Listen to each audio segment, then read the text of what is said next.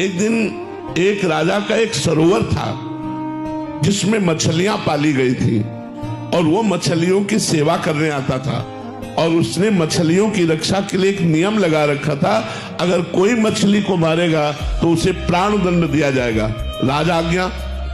एक दिन एक गरीब मछुआरे ने देखा कि बहुत सी मछलियां हैं पर उसने सुन रखा था प्राण दंड मिलेगा, तो 2 मिनट में सैकड़ों मछली मार लेते, कौन देखता है।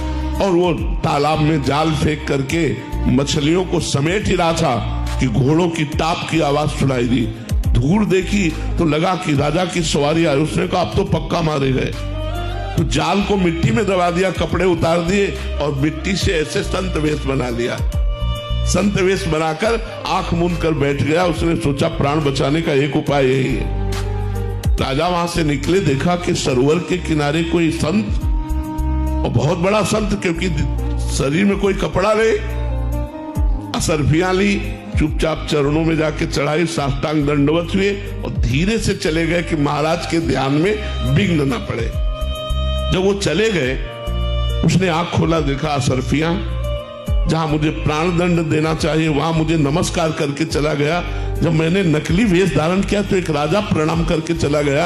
यदि मैं असली में भगवान का बन जाऊं तो क्या होगा।